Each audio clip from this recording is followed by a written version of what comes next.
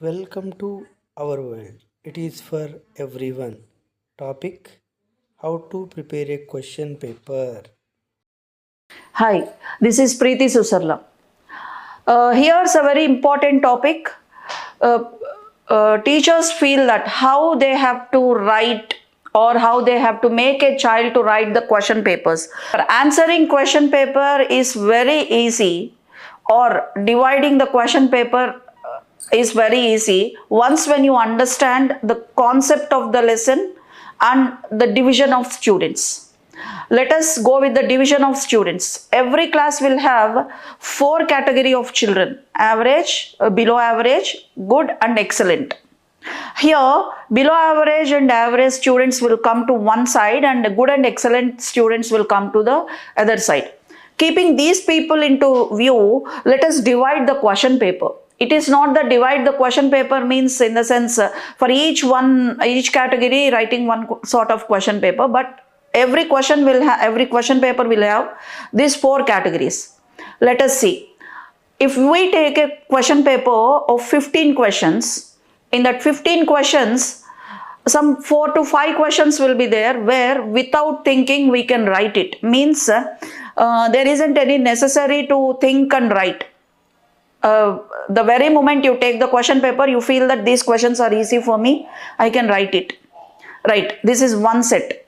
Second set, after that a few questions will be there, some 3 to 4 questions or like that, where you have to apply your brain for 5 to 10%. Means you have to think it for 5%. Right, in that scenario some 3 to 4 questions will be there. Next, third one. So it may some 3 to 4 questions will take some extra time of 10 minutes or 15 minutes. Means here point number 1, below average, average, good and extraordinary students, they'll write the questions what they feel without having any spell mistake. Means skipping of pen without writing.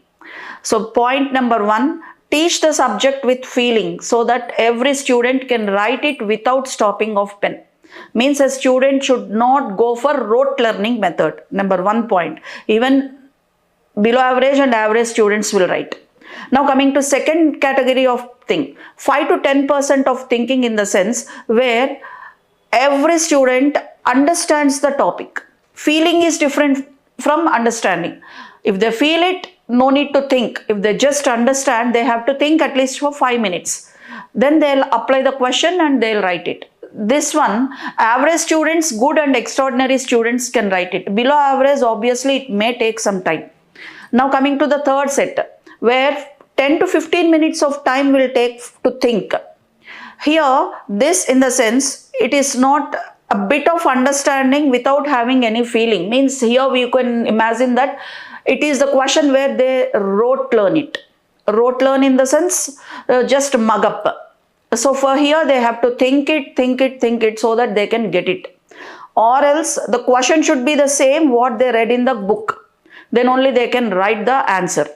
Last and final, a few questions will be there where a child, even though if they think, they cannot write. So here the pattern comes like this. Once if a child feels the lesson, they can write it without thinking. In the sense, below average, average, good and extraordinary students can write it. If they just understand, average, good and extraordinary students can write it. Means they have to think it for a while. Next, if they just rote learn it, in the sense mug it up, only good and extraordinary students can write it, where they can get only the concept, not complete content and concept. At the end, only extraordinary students can present it, because only they can understand it, and the other people, they have to think it, or even though they think, they cannot understand. Here point comes is, better make your child to feel the lesson or at least understand the lesson so that they can write it. With a small example, let us complete this. Once in a school master went to a child or class and he asked, which is the longest river in the world? A child was surprised to listen the question and he was unable to answer. So this sir has given an imposition of 1,000 times to write and come that Nile is the longest river in the world. So this child has written that, and he went there and he asked what did you write? Yes sir, I have written that Nile is longest river in the world. Very good. After 2 to 3 days, again the same sir went to the same class and he made the same student to stand up and he asked, which is the longest river in the world? Now the student has a blank face. So where come this 1,000 times? Gone. Here it's just a blind note of mug up and rote learning where a child cannot put it out properly, even though they are extraordinary good. Not only average and below average. Make a student feel comfortable by reading with good and happy mood with a feel heart lessons. Thank you.